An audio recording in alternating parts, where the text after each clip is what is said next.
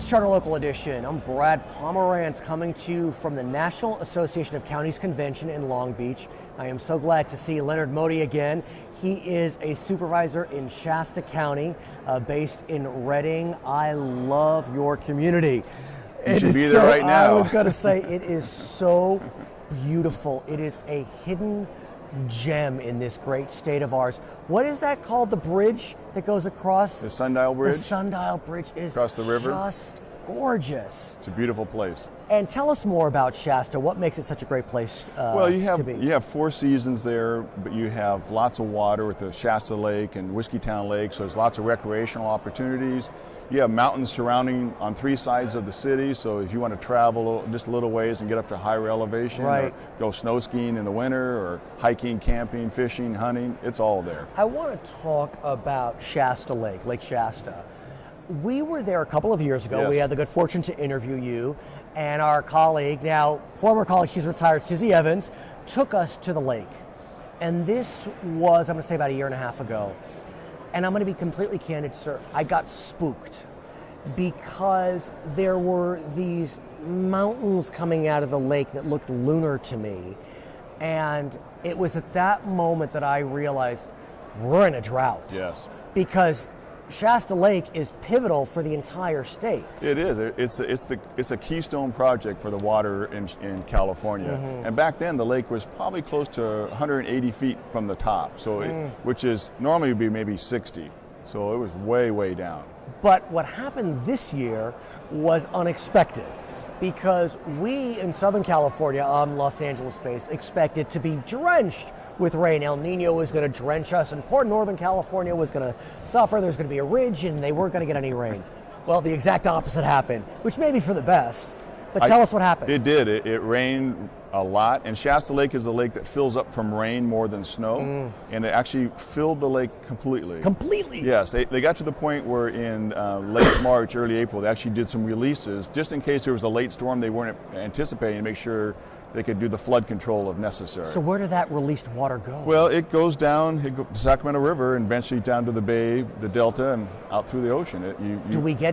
Could we capture any of it? Well, they try to release some of it during the time when there's the salmon run, so you try to use it for the fish. Got it. And then it can be used, a lot of farmers along the way, particularly rice farmers who use that water. So they flood it? They flood their plains, and which is great for later on for the birds and stuff, but they do use the water. So I want to talk about Proposition 1, yes, which was the bond that we in California passed in 2014.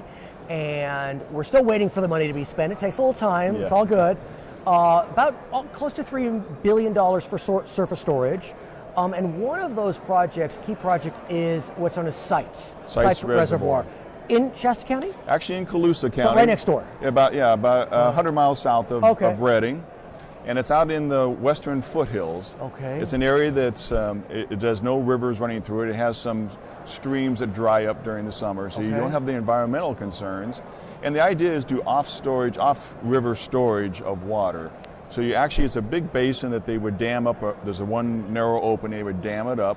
They would pump water into it from the river during the winter when all the massive amounts of water are running out to the ocean. Right. Fill it up, capture it, and then be able to use it during the summer months. But the key is you're not damming any river. Exactly. And so to a lot of people, that's a win-win. It's almost like a valley. It's a bowl that you're flooding. It is, yes. And so friends in the environmental movement presumably feel pretty good about this. We think that it will be very beneficial for them. It's mostly cow pasture now. It's not much else out there. And so it's a chance to use that water. And then what's really nice about it is, even though the water may be a little bit warmer than you get out of Shasta Lake, it's not as deep, you can actually use it for the farmers who'd be happy, and their water they would normally take out of the river, they'll keep going down the river. So everybody's going to win. I understand the project runs anywhere from $3.6 billion to $6.3 billion. Now, the whole bond is $7.545 billion. So the question is, from where will we get the money? I know we'll get some from Prop 1, but not all of it. Well, they're going to look for users to pay for this. Okay. So some of the ones. Who are the users? Well, it will be water districts. There's some very large water districts down in the San Joaquin Valley that may want to buy into this project so that they can get more water from the Sacramento River sent their way in the future, perhaps. So it's going to be some, like the Westlands district, which is very large. Right. Oh, yes, they are. So, do we anticipate that the project will begin construction by the end of the decade? That might be possible. Could might be? be possible. Okay. I was told we had a presentation on it just the other day. The latest figure is $4.4 billion for it. Okay. And 8 years of construction.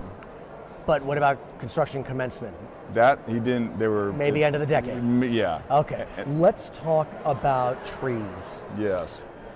You know, for those of us that live in urban centers, we forget that the beautiful trees of our state really are our lungs. And I have learned, and it is just devastating information, that we are facing a tree mortality event like nothing we've seen in our lifetimes. I want to literally tell you that since 2010, 66 million trees have died. Yes. You're in that community. What are you seeing? Well, it's come from a number of things. Of course, the drought has had a major effect on it. And when there's drought, that weakens the trees, which then makes them more susceptible to bark beetles, things like that get in and then kill more trees.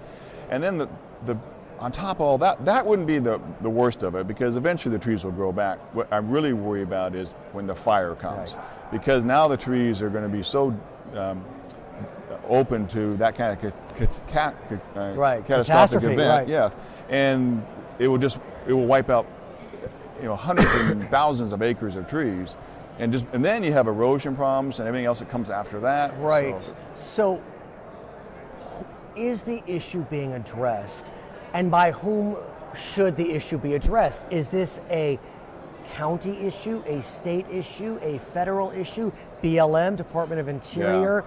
Yeah. There's so many different agencies. Most of it is probably federal lands, and really the Forest Service, and more than anybody needs to address it. There are some areas the state's trying to help on. The governor's put some money out there to help, remove some of the trees and stuff. But it's a drop in the bucket what needs to be done. What really needs to change is the Forest Service and how they manage our forests.